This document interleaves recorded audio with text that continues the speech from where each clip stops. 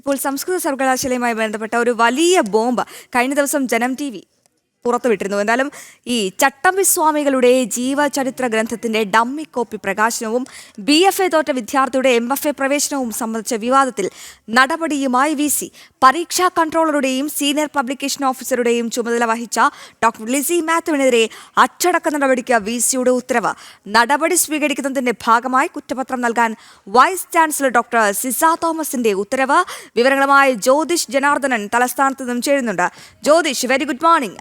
അങ്ങനെ ഈ സംസ്കൃത സർവകലാശാലയിൽ BFA തോറ്റവർക്ക് MFAയിലേക്ക് പ്രവേശനം നൽകുന്നു. ഇത്തരത്തിൽ ചട്ടമ്പി സ്വാമികളെ പോലും അവഹേളിക്കുന്ന തരത്തിൽ ചട്ടമ്പി സ്വാമികളുടെ പേരിലൊരു പുസ്തകം പേജില്ല, ബുക്കിന് പേജില്ല, പുറം ചട്ടം മാത്രം. അങ്ങനെ ഗുരുതരമായ പിഴവുകൾ നടത്തിയ ഉദ്യോഗസ്ഥർക്കെതിരെ ഇപ്പോൾ കർശന നടപടി സ്വീകരിക്കുകയാണ്. എങ്ങനെ നോക്കിക്കാണാം, എന്തൊക്കെ നടപടികളാകും സ്വീകരിക്കുക?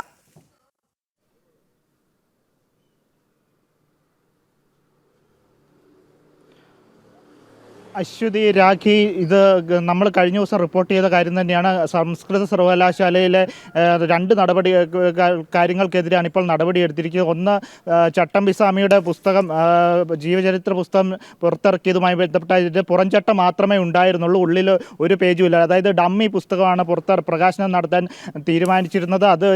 അതുപോലെ തന്നെ BFA തോറ്റ വിദ്യാർത്ഥിയെ MFAയിൽ പ്രവേശിപ്പിച്ചതുമായി ബന്ധപ്പെട്ട രണ്ട് കാര്യങ്ങളാണ്. അതിൽ ഉത്തരവാദിയായ പരീക്ഷാ കൺട്രോളറും സീനിയർ പബ്ലിക്കേഷൻ ഓഫീസറുമായുള്ള ലിസി മാത്യുവിനെതിരെയാണ് ഇപ്പോൾ അച്ചടക്ക നടപടിക്ക് ഇപ്പോൾ വൈസ് ചാൻസലർ ലിസ തോമസ് ഇപ്പോൾ ഉത്തരവിറക്കിയിരിക്കുന്നത്. മാത്രമല്ല, കഴിഞ്ഞ തവണ തന്നെ ഇതിൻ്റെ വിശദമായ അന്വേഷണം നടത്തണമെന്നാണ് പറഞ്ഞിരിക്കുന്നത്. കാരണം ഗവർണർ കൂടിയായ ചാൻസലറും അതുപോലെ തന്നെ ഗവർണർ കൂടിയായ ആർലേക്കർ പങ്കെടുത്ത പരിപാടിയിലാണ് ഇത്തരത്തിലൊരു ഡമ്മി പുസ്തകം പ്രകാശനം നടത്താനുള്ള നടപടി ഉണ്ടായത്.